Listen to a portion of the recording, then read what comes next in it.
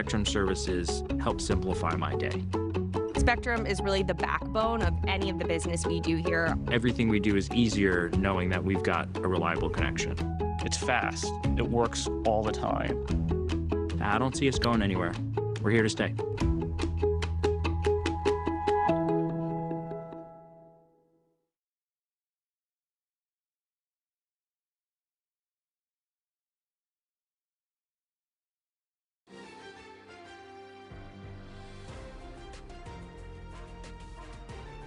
This is Kcal News Mornings.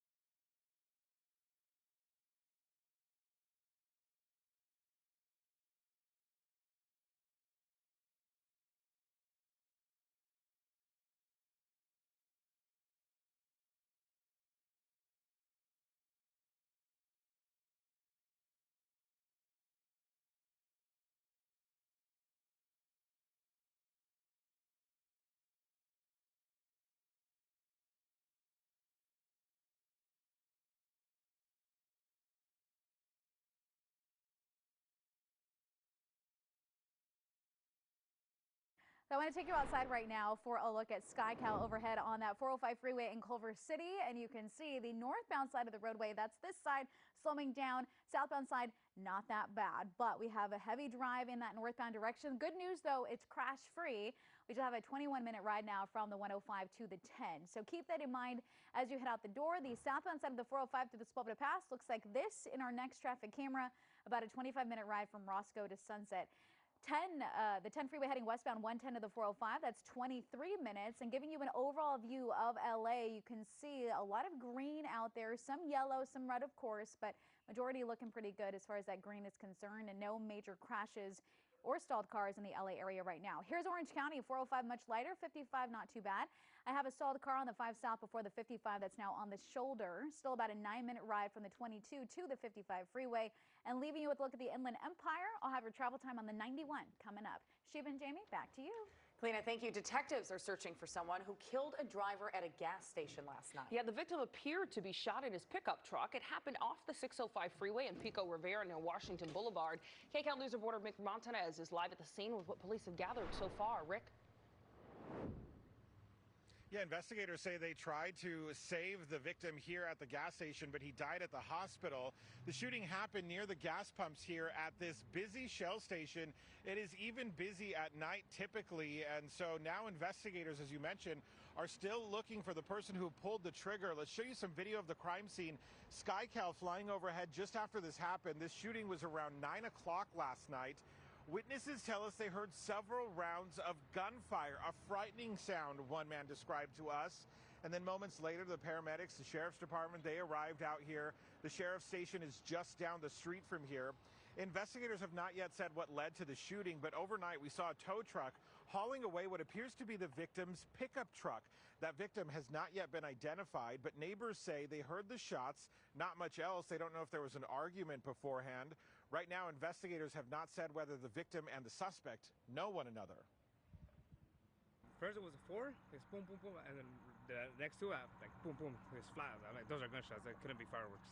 I'm used to the fireworks, it wasn't fireworks. I just heard like a loud, like a bang, and then like a few minutes later, the helicopters and the ambulance and the cops. It was really, I was shocked.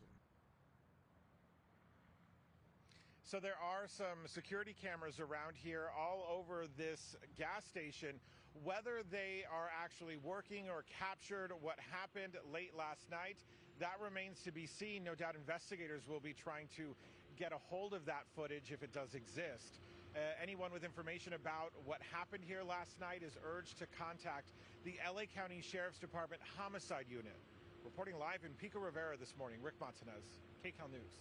Rick, thank you. Terrifying moments for one family staying at a short-term rental. Our assignment manager, Mark Liu, at the desk with details from police. What's going on here, Mark? Yeah, that's exactly right. The LA County Sheriff say this was very likely a nightmare situation for this family that was asleep in their short-term rental when a man who was both under the influence and having some kind of a mental health episode broke into the home. Let me show you some video shot by someone who was at the scene here. This is on Regency Court in the Walnut area at about 2:45. The major intersection near the small neighborhood is Amar and Grand. Now, LA County sheriffs from their Walnut station say they responded here after the family that was in this short-term rental asleep called 911, reporting that a man had broken into the home and was walking around inside the home. The family, terrified, exited. LA County sheriffs arrived and they were able to take that man into custody as he too was leaving the home. Now, LA County Sheriff's Watch Commander told us that they described that suspect as a homeless person in the area who was both having a mental health episode and appeared to be under the influence of some kind of a substance. They also determined that he entered that short-term rental through an unlocked door. Now, that suspect was taken to the hospital for a mental evaluation and will likely face charges for entering that short-term rental property. Thankfully, the family not injured, and it doesn't appear that the suspect involved here broke anything in the home or took anything either, but very scary moments for that family. They're all going to be okay. That's it here from the desk. I'll send it back to you. Glad they're going to be okay, Mark. Thank you. The parole hearing for Lyle Menendez is set to start in a little more than an hour from now. And it comes less than 24 hours after the parole board, ruled his brother Eric should stay in prison for the murders of their parents. KCAL News reporter Tina Patel joins us to tell us how the board made its decision and what it now means for Lyle. I think a lot of people going, we're going to go through this whole process again today. We are, and family members are trying to be optimistic because the one thing is it's a different parole board that he's going to go before Lyle today. So it has nothing to do with what happened to Eric and his denial yesterday. Now, the one thing that the family tells us is that in California, it is difficult for a prisoner to get paroled the first time they're eligible. So that may be what we saw yesterday. There's only been one picture of Eric Menendez released from the hearing. He was dressed in prison attire, sitting in front of a computer. His virtual hearing went on for about 10 hours. That is much longer than a typical parole board hearing. More than a dozen family members vouched for Eric, who was 18 at the time of the murders, but is now 54 years old. They say Eric has shown remorse for his crime and turned his life around in prison. But the parole board commissioner pressed Eric about his conduct behind bars, using alcohol and drug at points, getting into fights with other inmates, and obtaining a contraband cell phone. So they ended up denying his parole. One commissioner stated, "I believe in redemption or I wouldn't be doing this job, but based on the legal standards, we find that you continue to pose an unreasonable risk to public safety." One of Eric's cousins reacted on social media last night. We gotta wake up tomorrow and do this all over again for Lyle. So wish us luck. It's not over. And you know, it's not forever. And just a reminder that although this is disappointing, you know, 2 years ago, this was not even a possibility. Yeah, there's been a lot of attention on this case in the last couple of years. Now, several of the family members who took part in the hearing yesterday, we're expecting them to again speak on Lyle's behalf today, so it's going to likely be another long day.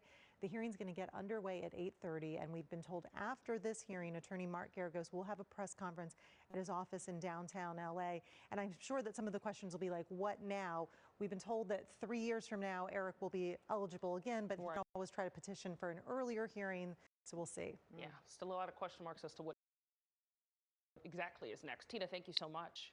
Well, joining us now is LA County DA Nathan Hoffman. Thank you so much for joining us this morning. My pleasure. Yeah, of course, you've been very vocal about your opposition to the brothers' release, citing that you don't feel they've shown they have been fully rehabilitated or that they've apologized fully for their crimes or their lies. It's interesting, though, the parole board, as we just talked about, cited issues with drug and alcohol concerns, fights in jail, Eric having a cell phone he wasn't supposed to have. So it seems they agree with you, but not for the same reasoning? I think that's in part true. In the sense that what frames the entire decision is whether or not these particular individuals